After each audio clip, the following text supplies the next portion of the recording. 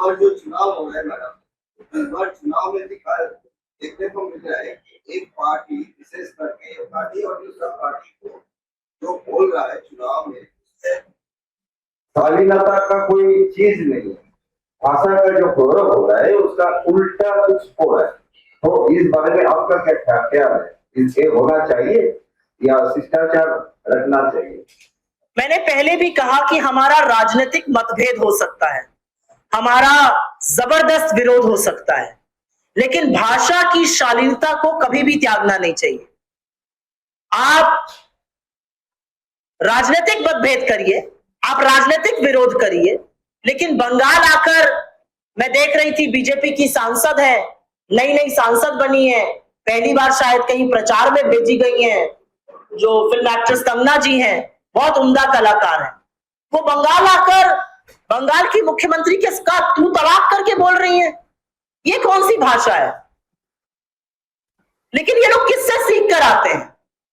ये लोग उसी व्यक्ति से सीख कर आते हैं ना जिसने पिछले बार यहां पर आकर दीदी ओ दीदी, जिनका गृह मंत्री इस बार आकर है दीदी गुंडागर्दी कर रहा है। ये उन्हीं से सीख कर आते हैं ना जिन्होंने हमारी नेता और एक ऐसी महिला जिसने इस देश पर अपना सुहाग कुर्बान कर दिया, एक ऐसी महिला जिसने हिंदुस्तान में वैधव्य झेलते हुए ज्यादा साल बिताए, एक सुहागन वो कम दिन रही।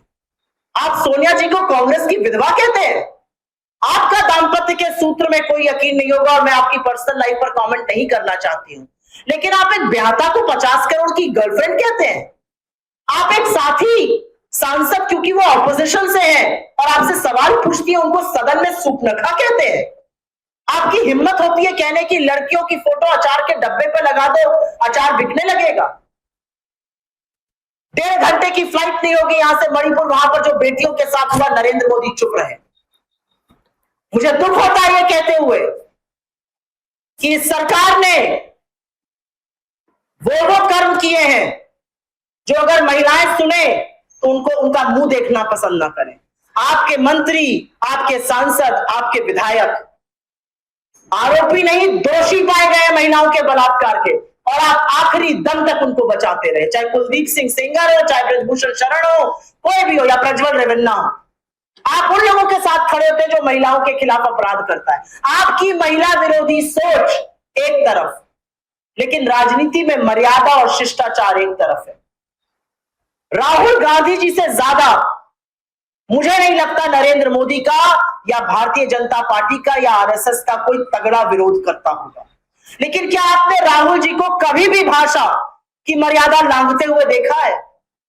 आपने कभी भी उनको ये अपशब्द कहते हुए, ये गली के लड़के जैसे बात करते वैसे सुनते हुए देखा है? मैं तो कहना चाहती हूं मोदी जी से, अपनी सांसदों को समझाइए। नई नई सांसद बनी है, नई नई राजनीति में आई है, अभी जोश खरोश आगे है, लेकिन तू तड़ाक मत करिए यहां पर आकर। हम भी तो आए चुनाव लड़ने, हम कर रहे हैं किसी से तू तड़ाक। मुझे लगता है भाषा की मर्यादा और शालीनता एक तरफ है और राजनीति दूसरी तरफ। कोई और सवाल? डन? चलो लास्ट ले लीजिए।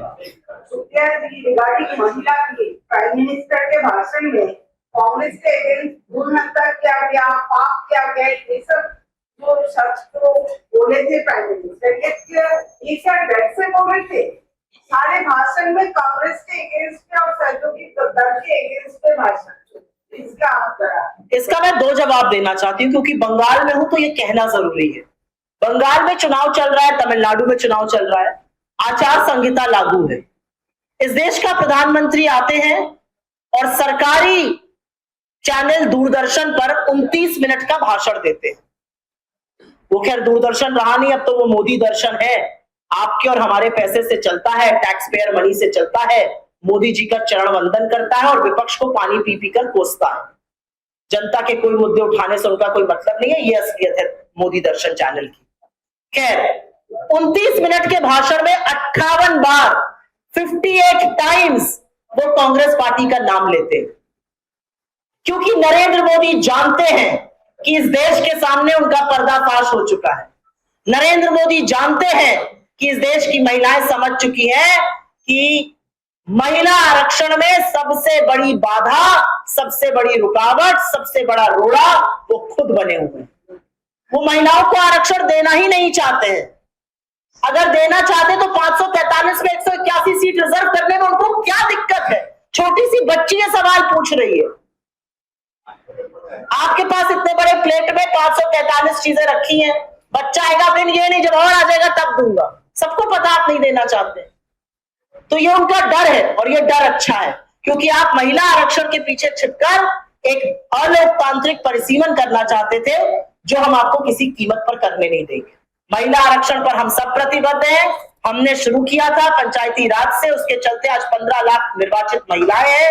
ये राजीव जी की देन है। और असलियत ये भी है कि 1989 में जब राजीव जी ने बिल पेश किया था तो उसके खिलाफ वोट करने का काम अटल बिहारी वाजपेयी, लाल कृष्ण आडवाणी, राम जेठमलानी और जसवंत सिंह जी ने किया था।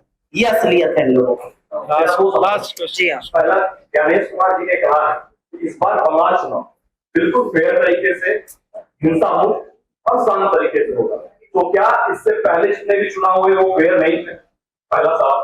दूसरा, क्या कांग्रेस के लिए ये चुनाव एक चुनौती की तरह है? किस तरीके से देखती है चीजें? टीएमसी और बीजेपी के इर्द गिर्द घूम रही है चीजें, लेकिन वहीं दूसरी तरफ देखा भी गया है कि केंद्र में, लोकसभा में कांग्रेस ने बहुत अच्छा जनमत हासिल भी किया और अभी जो बिल था उसको लेकर बहुत अच्छा वो परफॉर्मेंस दिखा। तो इसको लेकर आप क्या कहें? आपका पहला सवाल जो है उसका जवाब मैं नहीं दे सकती हूँ। उसका जवाब एक वैसा व्यक्ति दे सकता है जिसके सामने वोट चोरी का सबूत रखा गया, चाहे वो कर्नाटक का मधेपुरा हो या आनंद हो या हरियाणा हो या महाराष्ट्र हो। सबूतों के साथ, वोटर लिस्ट के साथ, नाम और नंबर के साथ परोस कर एक प्लेट में राहुल गांधी जी ने सबूत रखा इस देश के सामने। अगर कोई और चुनाव आयुक्त होता तो वो कहता मेरी जिम्मेदारी है स्वतंत्र और निष्पक्ष चुनाव कराना, 1 पर्सन 1 वोट इस देश का लोकतंत्र का पहली नींव है, और अगर कुछ खामियां हुई हैं तो मैं उसको दिखवाऊंगा, उस पर करेक्शन कराऊंगा। ज्ञानेश कुमार जी को लगता है कि वो फिल्मों में एक्टिंग करने वाले एक एक्टर हैं। वो प्रेस कॉन्फ्रेंस करने आते हैं, पेन उठाते हैं, पेन तोड़ते हैं। आप एक्टर हैं कि आप चुनाव आयुक्त हैं? आप ये सब ड्रामा करने के लिए चुनाव आयुक्त बने हैं या मोदी जी का चरण वंदन करने के लिए चुनाव आयुक्त बने हैं? आप एयरपोर्ट पर निकलकर हाथ किसको हिला रहे हैं? आप चुनाव आयुक्त हैं, आपकी जिम्मेदारी है स्वतंत्र और निष्पक्ष चुनाव कराने की। आपकी जिम्मेदारी है ज्यादा से ज्यादा लोग जुड़े। आपकी जिम्मेदारी है कि हर व्यक्ति को उसके वोट का अधिकार मिले। आप लोगों को उनके वोट से वंचित कर रहे हैं और काट छांट की तैयारी कर रहे हैं, जो डिलिमिटेशन से मोदी जी करना चाहते थे। ये असलियत है। इसका जवाब मुझे लगता है ज्ञानेश कुमार जी दे, लेकिन असलियत सारा देश जान रहा है। दूसरा आपका सवाल जो है, राजनीति 2 दलों के इर्द गिर्द घूम रही है, उसका फायदा क्या हो रहा है? बंगाल का एजुकेशन, बंगाल का हेल्थ इंफ्रास्ट्रक्चर चरमरा चुका है। बंगाल में बेरोजगारी है, बंगाल में महिलाएं सुरक्षित हैं, बंगाल की इकोनॉमी सुचारू रूप से चल नहीं रही है, 8 लाख करोड़ का कर्जा है बंगाल पे। तो ये इर्द गिर्द घूमने से फायदा किसका हो रहा है? कितनी इंडस्ट्री आई है बंगाल में पिछले 15 साल में, और कितनी इंडस्ट्री आई थी कांग्रेस के शासनकाल में? कितने रोजगार बने 15 साल में? बनाम कितने रोजगार बने थे हमारे टाइम पर? आप उसका मसौदा निकालकर, ब्यौरा निकालकर देख लीजिए। तो मुझे लगता है इर्द गिर्द राजनीति घूमना एक तरफ है, बंगाल का फायदा किसमें है और क्या बंगाल बेटर डिजर्व करता है, सारा मूल मुद्दा वो है। बहुत बहुत धन्यवाद। मेरा एक क्वेश्चन है, लास्ट क्वेश्चन। ओके मैडम, जो है ना, इस चुनाव में देखा गया कि दोनों पार्टी बीजेपी और पीएस एक दूसरे का जो कंपटीशन है, और आपने जो ये बात पूछी, एक मिनट, आपने जो बात पूछी, पहले वाले चुनाव निष्पक्ष नहीं हुए, तो बंगाल के जितने भी बीजेपी के विधायक हैं सारे के सारे पहले ही इस्तीफा दे देते, तब हम मांगते कि सारे चुनाव निष्पक्ष नहीं थे। जी बताइए। हाँ मैडम, ये इलेक्शन में देखा गया कि दोनों जो पार्टी है, कोई 13,000 का ऊपर जो जोर दे रहे, कोई 3,000 का ऊपर जोर दे रहे, जो दे रहे, जो पैसा का ऊपर दे रहे। लेकिन मेरा सवाल ये है कि पश्चिम बंगाल में जब आप अभी बेरोजगारी इतना ज्यादा हो गया, तब कांग्रेस की क्या स्टैंड है, कांग्रेस की क्या सुझाव है, क्या चिंतन है कि किस बारे में क्या करने से बेरोजगारी कम होगा या पैसा देना पड़ेगा, इसमें हल होगा? मैं आपको दोनों ही साइड की स्टोरी बता देती हूँ। बीजेपी ने आकर बोला हम 3,000 रुपए महिलाओं को देंगे, हर ग्रेजुएट को, युवा को 3,000 रुपए देंगे। आपकी 21 राज्यों में सरकार है, कितने राज्यों में आप 3,000 रुपया ग्रेजुएट्स को दे रहे हैं और कितने राज्यों में आप 3,000 रुपए महिलाओं को दे रहे हैं? कितने राज्यों में आपने प्रॉमिस किया था आप पैसा देंगे? महाराष्ट्र में आपने कहा लाडली बहना, 20 लाख महिलाओं के नाम काट दिए। बिहार में आपने एक बार किस्त दिया, पैसा ही नहीं आ रहा है, 9 लाख महिलाओं के नाम भी काट दिए। दिल्ली में कहा था आते ही हम लागू करेंगे, आज तक महिला को 1 साल ऊपर हो गया, एक पैसा नहीं मिला। मध्य प्रदेश में आपने कहा था 1500 को 3,000 करेंगे, आपने नहीं किया, 2.5-3 साल निकल गए। तो बीजेपी के जुमले और बीजेपी के वादों में बड़ा अंतर होता है। बीजेपी कहती कुछ है, करती कुछ है। आप युवाओं के भविष्य के लिए इतने चिंतित हैं तो आप बताइए ना, आपने कितने युवाओं को रोजगार दिया पूरे देश में?